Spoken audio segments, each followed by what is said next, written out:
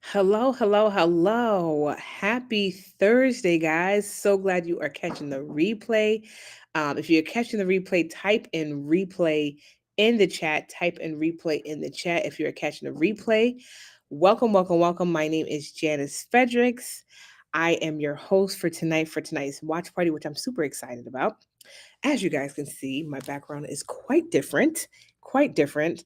Y'all, give me a second. Give me a second.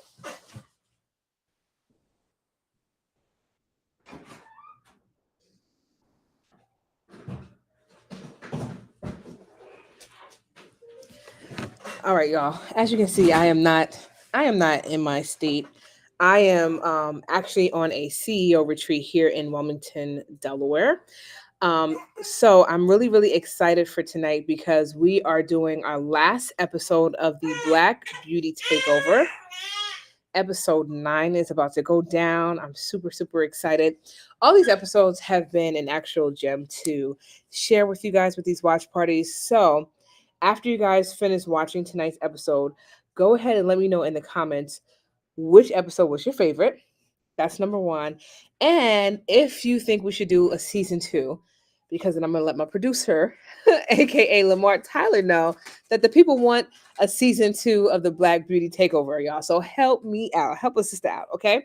All right. So, one thing I do want to mention before we get into it, we have virtual tickets now available for the Beauty Supply Bootcamp weekend that's happening in Atlanta. We have virtual tickets available. And then we were able to get into a bigger room. So we have about 15 more seats available in this bigger room. It holds over 100 people.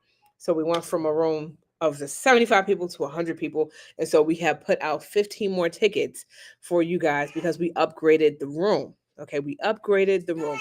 So y'all, if y'all didn't get your tickets to come live, if you didn't get your tickets to come live, we have upgraded to the larger room. There's only 15 spots left for you guys to actually join us.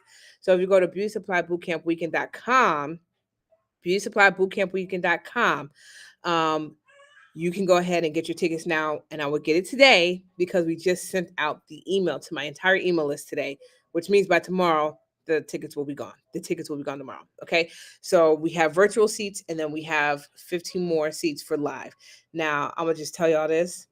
If you can come live, come live because there's nothing like being in a room, being able to go to our networking events and being able to like really talk with people, right? Because once we are finished with our sessions on the virtual, there's not going to be any networking that you guys are going to be doing, especially at the VIP, which is like you have to be here for the VIP option because we're actually going to a physical location and we're going to be learning hands-on how to operate a beauty supply store if you guys are doing the VIP option, which I suggest everyone do. All right. So those are my updates for you guys. We still have, again, we have virtual seats available. And so we also have we added 15 more seats because we got a larger room. We were able to get a larger room. And so we want to accommodate those people who have emailed me and said they weren't able to get their tickets. Okay. So that's that, beautysupplybootcampweekend.com. So let's jump into the world of beauty, y'all. It is episode 9. And I'm really excited because this is our last episode, and this was featured with 2 hairstyles that I love. So I'm going to play it right now. With me starting like almost a decade ago, they were really ruthless. Like if you did not answer the phone with Yamaseyo, like the native Korean language, they would literally hang up on you. The myth is she just stole it so she could charge you. No, I'm trying to keep your hair on your head. If I have to turn my head like this to read your packaging, I'm not gonna buy it. When you come in, stop coming in and telling us how much to sell our stuff for.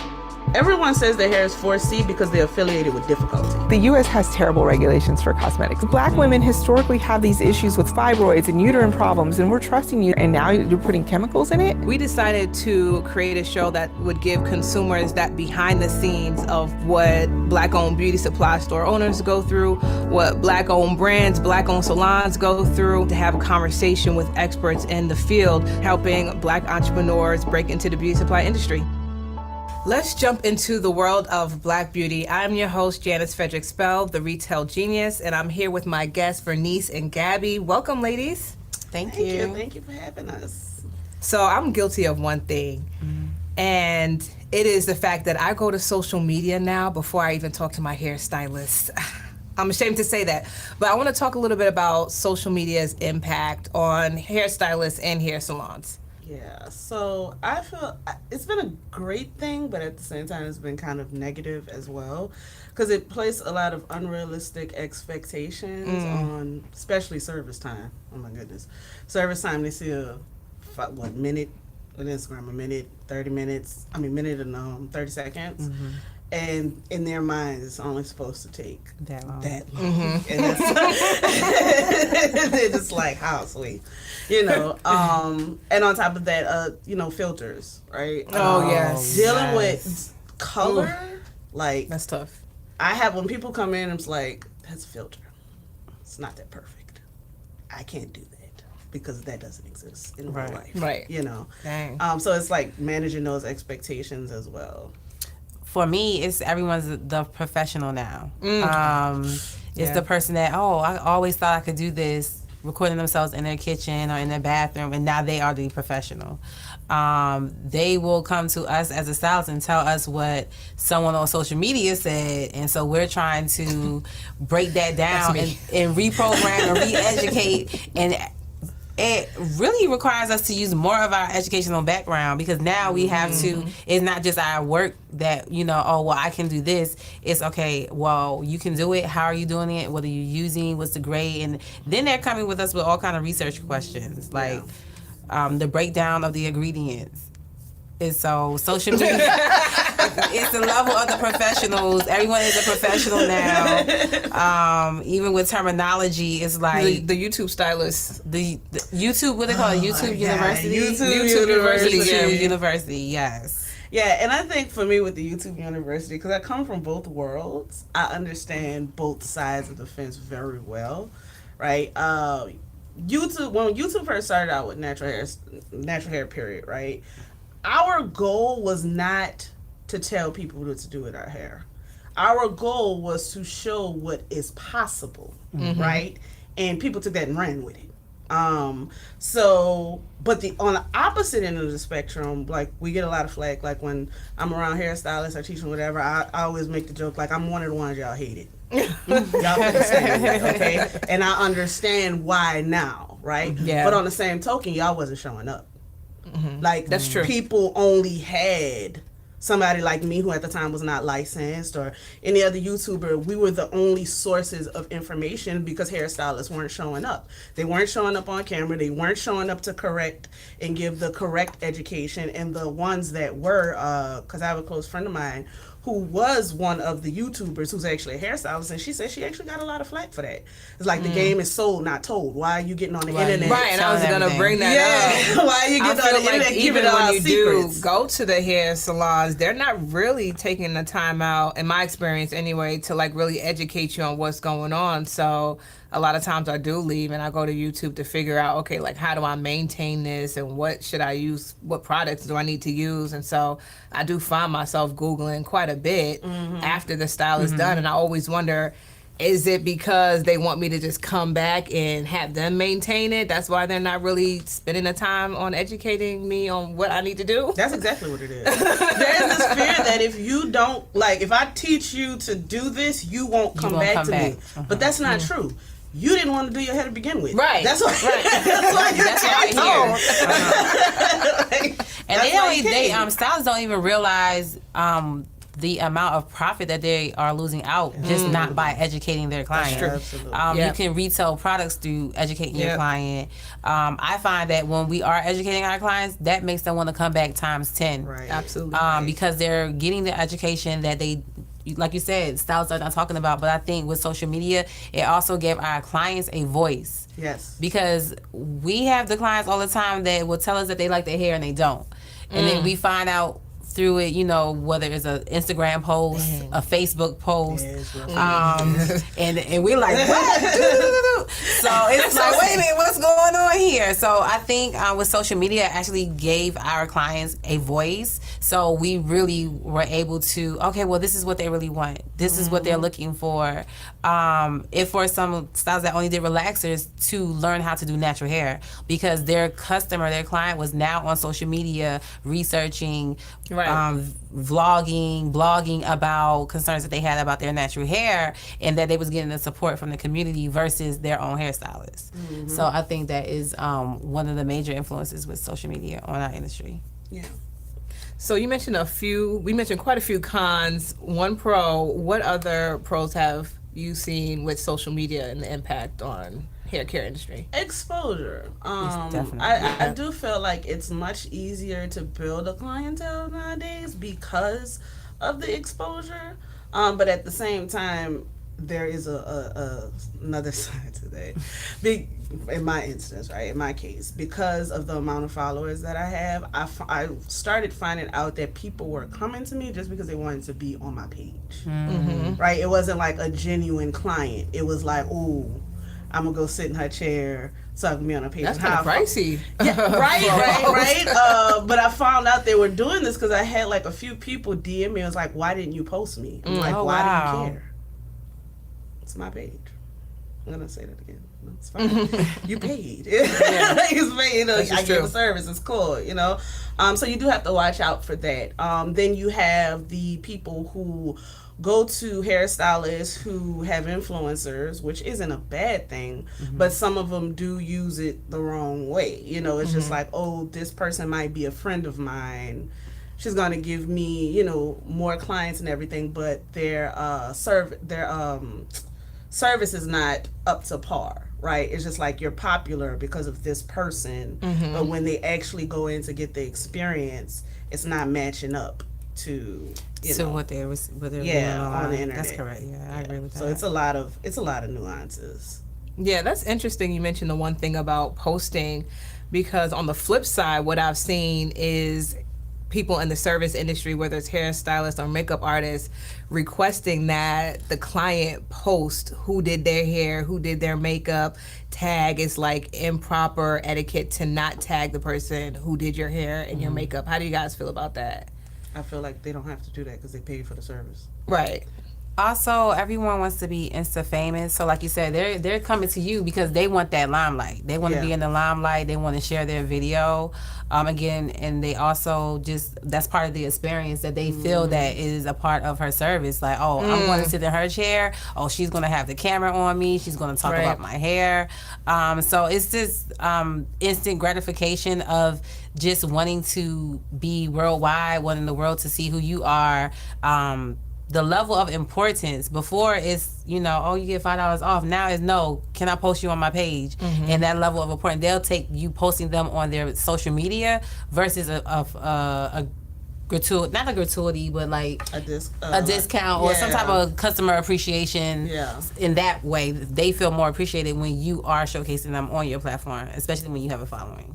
So I think it's a pro and a con, the exposure, but then it's like you said, are you truly a client, or are you coming here to do the most so we can be on camera? Right. Because there's no way to tell, right? Until after the service or whatever. Fact. Yeah, there's no way to tell initially. All you can do is put it out there. And actually, and being completely honest, that was one of the reasons that I even went up on my prices. When I caught on to it, I was like, yeah, no, this isn't happening like this. Right.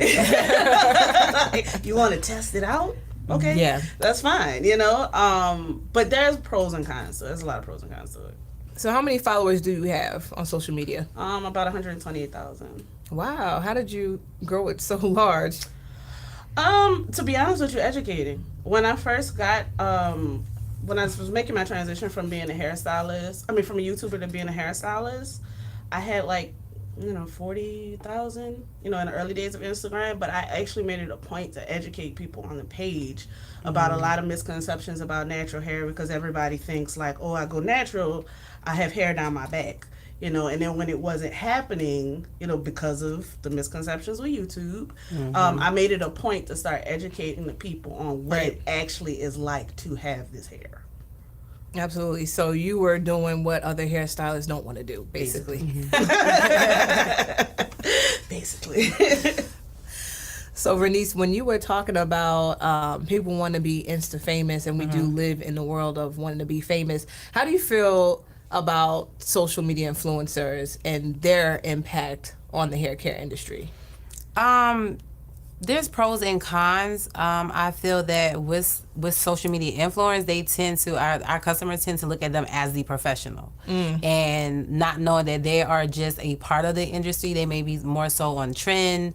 You know, what's the hottest look coming out, or product or flat iron that you're using, versus the actual education. So then the stylist actually gets put in the back, kind of like on the back burner, not getting the credit. And the influencer is showing one style this day, and then they may be using another product, so it kind of coincides. It does not coincide, because it kind of causes confusion. So now you're looking at the influencer, they're on this wave, the next quarter they're on another wave, and then we as a stylist have to explain how this lady went from red to blonde, and she didn't get there in one day. So things like that, with the impact that they have as influencer, it could kind of make conflicts between the actual stylist and the influencer, if it kind of coincides, because they're more so, they have the influence where our clients are not listening so much to the education, because they're so much more influenced by what someone may be saying that's not correct. Yeah, I 100% agree with her. At one point there was like this big uproar because an influencer like came out and said that she was using shampoo, and it was like a big uproar, right? It's like, you lied to us.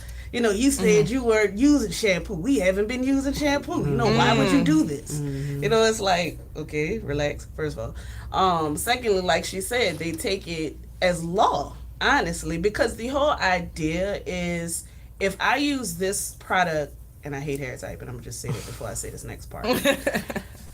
If I use this product, let's say this person has 3C hair, and I have maybe 4B, 4A, 4, whatever you want to call it, my hair's gonna look like them, right? So no matter what we say, we don't know what we're talking about, because we saw what they were doing, and my hair's supposed to look like that. I actually had a client who recently just shared with me that she went natural because she pulled up the picture and she said, I wanted my hair to look like her. And I said, you do realize your hair will never look like hers, right? But she was serious. She was like, what? I said, no, I said, oh, you're serious? She's like, yeah. I was like, it's never going to happen. You don't have that type of hair. And she was like, you just changed my life. Because she's like, I've been spending thousands of dollars on products trying to get my hair to look like this person, not knowing that it will never look like this person. So they have a very huge impact on the perception of hair. That's interesting. And so what I'm hearing is the misinformation across social media. So what is the number one thing that you've probably seen or heard in terms of just the worst information out on social media? You don't have to shampoo your hair. You could just rinse it and use with conditioner. You don't have to trim it if you're natural. Oh, you don't have to trim if you're natural. Blow dryers are the devil. They burn your hair. What else? Deep conditioning till you blue in the face with no other kind of treatments. What else? I feel like we all have curly hair. I was that client. I was that customer looking at YouTube, combed the whole set of locks out, thinking I had this nice bouncy curly hair. I'm like, yes, a whole set of locks. I'm like, I have that hair, because the misconceptions that we all around that era when YouTube and the natural hair industry started to really become popular. Everyone's vlogging. I thought that we all had curly hair, because I was like, oh, I'm gonna put, like you said, put this product on there and my hair. No, I have straight kinky 4C hair, and a product is not gonna make my curls more defined. It's gonna really shrink me up. So it's just the misconception and the wide impact that it does have, not even knowing how important it is. To really accept your hair for what it is, and not what you want someone else's. You know, not that you want it to be someone else's. So that's also a very huge misconception. I even have clients that I'm reluctant to post. And the reason being is because I don't want you to walk in there and ask me for that. Oh, okay. Well, I have something to say, because what happens, you have stylists on social media that will only post a particular curl pattern, a specific style, and then so they our clients see it repeatedly over and over again. So then they're coming into the salon expecting that their hair is going to look like this when, like you said, it doesn't. It's the texture. And then they'll go to someone's page and I'm like, you have to realize that they're posting the same texture, the same type of, to get the same results. So that's the misconception as well, that everyone thinks that we specialize in locks. When you twist the locks, it's going to have that sweat look, slick back look with your retwist. And no, it doesn't. If you have kinky hair, then it's going to look healthy, but it's not going to look wet and slick back. And I want to add with the whole number system, the 3A, 3C, that came along with social media. So that's so that's a major misconception, is that that's like a true terminology in the cosmetology world. It is not. It's not. It's not at all. And I don't think most viewers know that, so why don't you say that again? It is not the common, it is not standard to call our hair, our different textures 3A or 3B. By numbers and letters. By numbers and letters. No, we have curly hair, we have straight hair, we have coily hair, and then we have wavy hair. We go by fabric, not... Yes. Not numbers. Not numbers. By fabric. What do you mean by fabric? Meaning the fabric of the hair, because you could have, let's say you could have hair that looks kinky, but it could actually be fine. But it doesn't look like it because it's shrunken, right? So it looks like it's way thicker than what it actually is. Whereas you could have really loose hair, classified as 3C hair, and it's actually fine too. But you straighten it, it doesn't do anything. It's just flat. You know, or you could have somebody who has really dense hair, right? Classified as 4C, right? You flat iron it out and it's way more than you thought it was. So it's like the fabric of the hair itself we take into consideration and not just the look. Gotcha. So you spoke a little bit about the products and the brands, and I'm wondering, do you feel like the brands have an obligation to do more education on the different textures and curl patterns? I don't know if I feel that way. I feel when it comes to their promotional material, that's what I'm speaking to, like the fact that they'll have these images up and people will look at a particular brand or product and want to buy it because of what they see. Because of what they see. But that's intentional, though. Like, it is intentional. Because it's a catch-22, right? Most people who see 4C hair, I hate it. But we just most people who see 4C hair, right? If you put somebody on your label that has 4C hair, they don't want to buy it. But if you put somebody on there that has looser texture, they want to buy it. They want to buy it. It's wow. It's a mind thing. You can see it on social media. You post somebody with kinkier hair, it doesn't get as many likes. You post somebody with loose hair, it gets a lot of likes. So the brands are really just going off of what they see. Wow. And that's a people thing. So, So what do we have to do as a people to circumvent that? Get out of slavery. I'm just playing. Listen. Well, I think it starts with our own beauty supply stores, and just having a more structure. Yeah. There are products for 4C hair. There are products for your 3A, your 2A. I believe just educating the consumers more, and even on your product, just saying what texture that is best recommended for, instead of putting our hair in the same box. Our hair is not the same. So where you have other cultures, they would say they have straight hair, they would say they have curly hair, they would say they have wavy hair, but when it comes to us, we just look at our hair as one texture.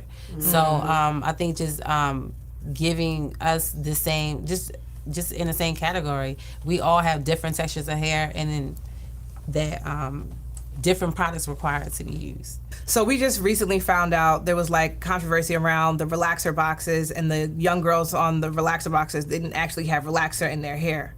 Their hair was actually just straightened. Yeah. How do you guys feel about that? Absolutely cheated, lied to. Childhood trauma. Yeah, childhood trauma. So sitting in front fans. Okay. While we let the relaxer burn. Yes. Spraying oil sheen to stop the burn. It was all unnecessary. Thinking that once we relax our hair, it's going to be all nice and bouncy and long. No. Because they were like our Instagram girls. Yes, they were.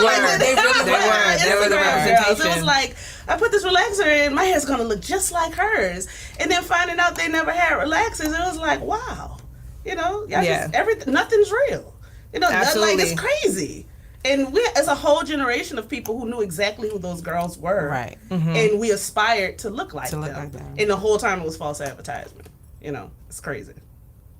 Insane. Yeah. So, what would you tell someone to do before trying something new on social media? Because obviously back then it was what we saw on the boxes, but now we have these images like we've been talking about. What would be some of the things that you would say to someone that wants to try something that they see on social media? I would say have a consultation with a skilled stylist and whatever it is that you're trying to do.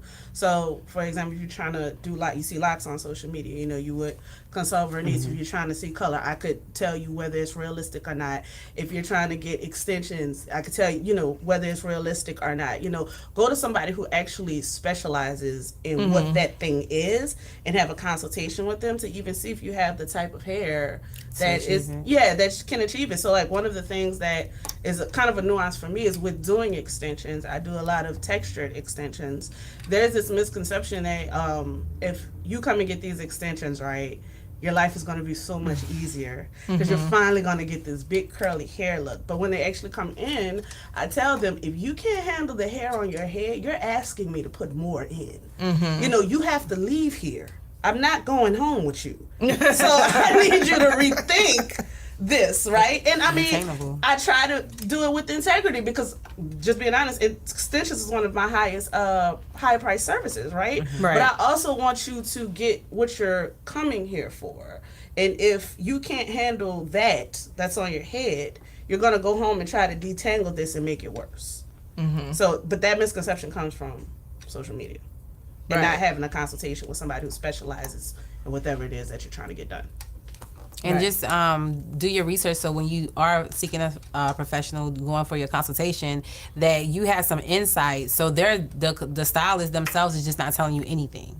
So I find that clients that come with questions, come with some background research, however they Googled it, or reputable resources that are online, I find that they have a better understanding once they leave their consultation on how to move forward. Because they may come in, like you said, thinking that they're going to get this one hairstyle, and when they have all the background information, like, oh, well, it will require more time for me to do this service. It will require more product. Is that something that I can even afford? Can I come on a monthly basis for you to touch my extensions of maintenance? So it's a research and just being honest with if you can even withstand that service. Well, thank you, ladies, for this conversation. Thank you guys for watching.